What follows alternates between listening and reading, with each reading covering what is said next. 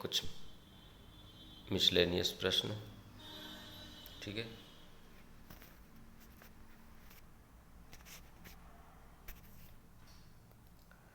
सबसे पहला प्रश्न देखते हैं हम। संयुक्त क्रिया जो है ना, इसमें असंयुक्त क्रिया के कितने भेद हैं। ठीक है, अब देखिए, जो क्रिया का ही एक भाग है संयुक्त क्रिया। ठीक है, और इस संयुक्त क्रिया के कितने भेद हैं। तो दोस्तों यहाँ पे देखना होगा, संयुक्त क्रिया जो है इसके ना 11 भेद हैं। कितने भेद हैं? 11 भेद होते हैं संयुक्त क्रिया के। ठीक है, सबसे पहला भेद होता है आरंभ बोधक। ठीक है, उसके बाद होता है समाप्ति बोधक, अवकाश बोधक, फिर अनुमति बोधक, नित्यता बोधक, आवश्यकता बोधक संयुक्त क्रिया, निश्चित बोधक संयुक्त क्रिया, इच्छा बोधक संयुक्त क्रिया, और उसके बाद अभ्यास बोधक संयुक्त क्रिया, फिर शक्ति बोधक संयुक्त क्रिया, पुनरुक्त संयुक्त क्रिया। ठीक है, इस प्रकार संयुक्त क्रिया के ना 11 भेद होते हैं। ठीक है, संयुक्त क्रिया किसे कहते हैं दोस्तों? जिसमें ना एक से अधिक क्रिया हो। ठीक है, या दो क्रिया हो बोल सकते हैं, उसे संयुक्त क्रिया कहते हैं। जैसे कि उदाहरण देखिए, मीरा स्कूल चली गई है ना, तो इसमें देखिए दो काम हो रहा है। वो चली भी गई, चल भी रही है, और गई, यानी चली और गई दो क्रिया है ना, इस प्रकार। तो इसी ही संयुक्त क्रिया बोला जाता है। ठीक है, तो संयुक्त क्रिया कितने प्रकार के हैं? 11 प्रकार के हैं। आरंभ बोधक, समाप्ति बोधक, अवकाश बोधक, अनुमति बोधक।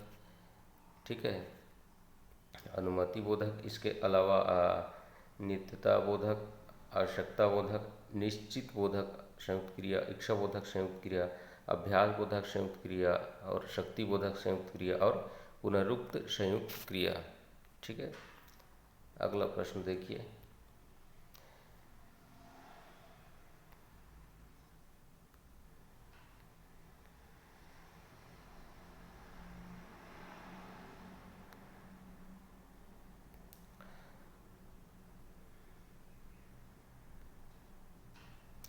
दोस्तों यहाँ पर SRS, ठीक, SRS के आंकड़े के अनुसार प्रदेश में प्रति लाख जीवित बच्चों के जन्म पर जो मातृ मृत्यु दर है ना, मातृ मृत्यु दर, उसकी संख्या 159 से घट कर कितनी हो गई है? 137 हो गई है।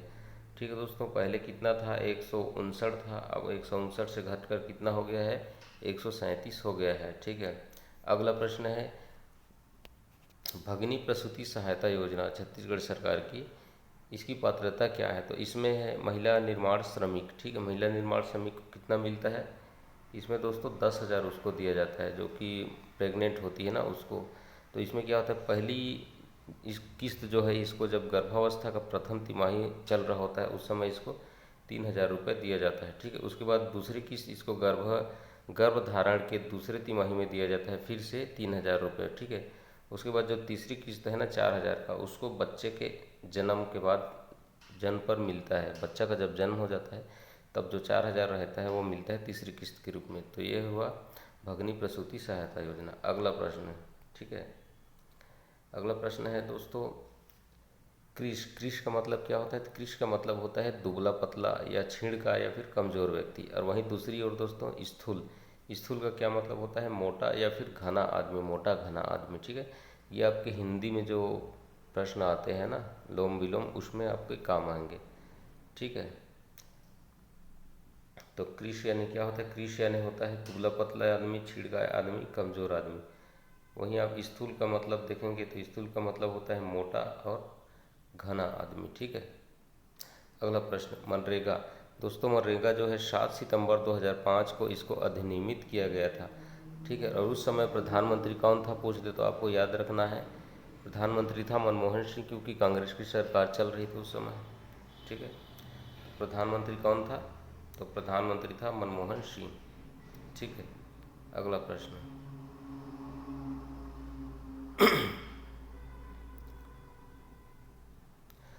प्रधानमंत्री आवास योजना। दोस्तों ठीक, इसके बारे में ये है कि उस समय आर्थिक सामाजिक जनगणना हुई थी 2011 में। ठीक है, इसी को देखते हुए, ठीक है, जो आर्थिक सामाजिक जनगणना हुआ था 2011 में, इसी को देखते हुए हितग्राहियों का चयन किया जाता है प्रधानमंत्री आवास योजना के लिए। ठीक है दोस्तों, जो जनगणना हुआ था कब, 2011 में, है ना। उसी को देखते हुए प्रधानमंत्री आवास योजना।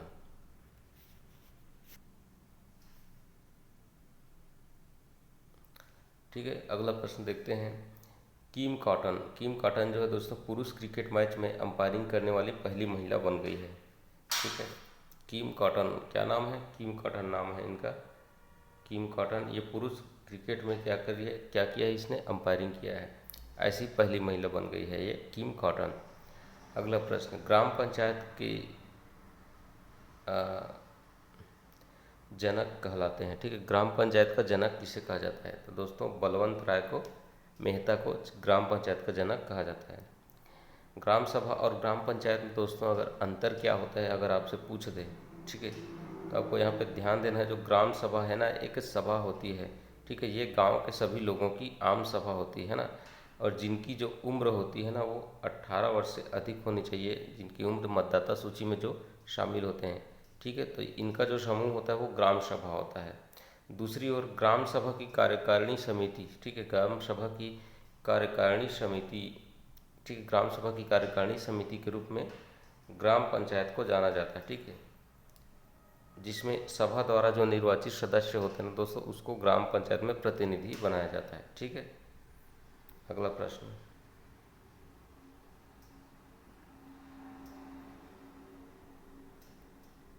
वीआरपी क्या होता है। अब देखिए दोस्तों, वीआरपी होता है ग्राम गरीबी उन्मूलन योजना।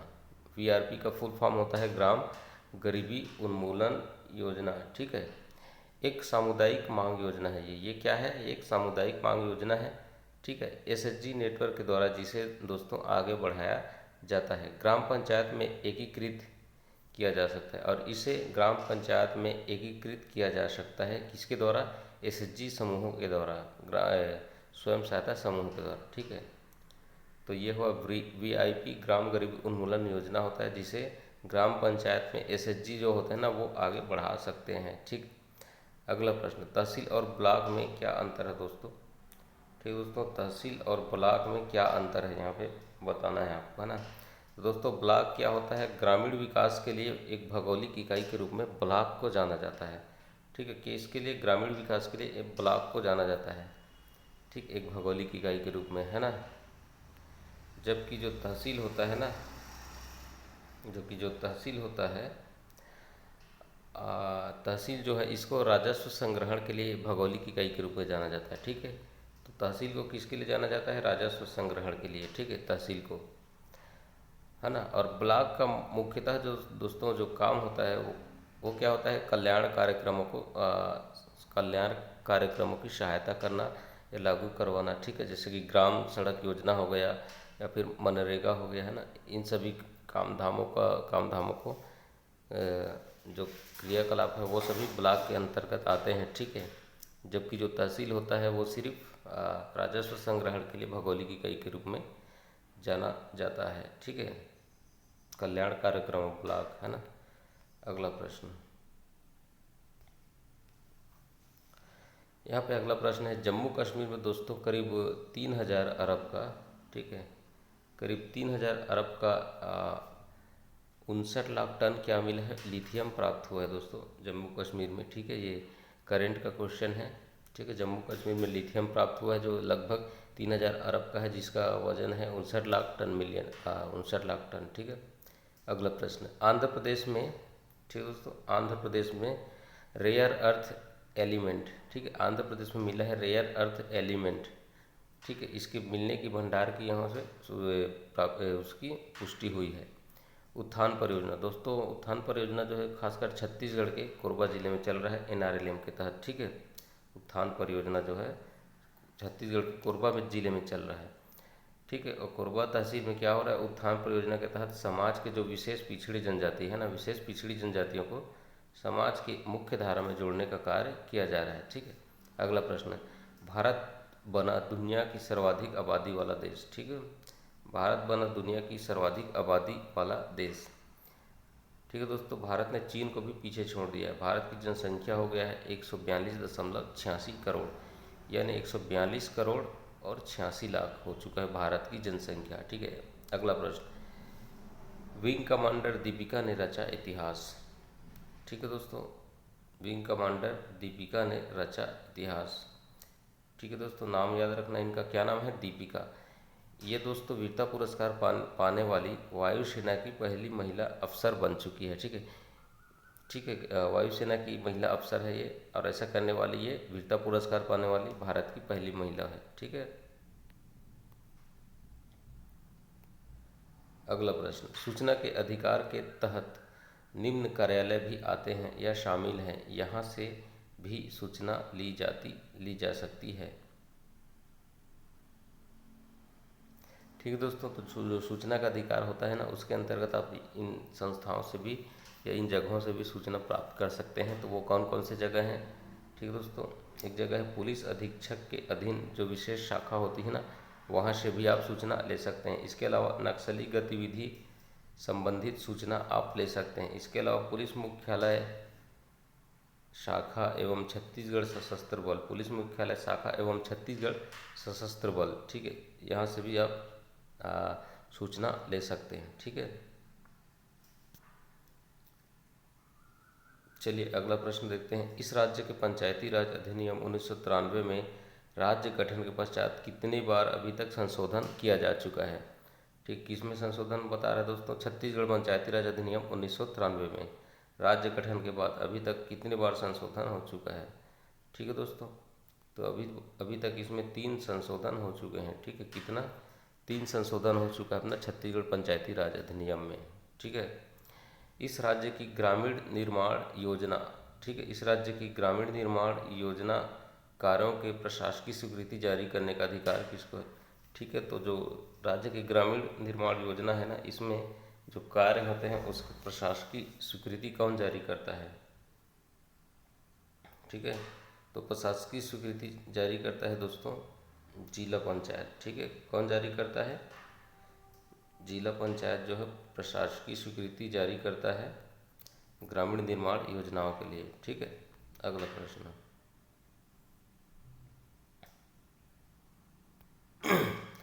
छत्तीसगढ़ में दोस्तों कुल 247 स्वामी आत्मानंद अंग्रेजी माध्यम स्कूल हो चुके हैं। ठीक है, कितने? 247, और 32 जो है वो हिंदी माध्यम स्वामी आत्मानंद स्कूल हैं।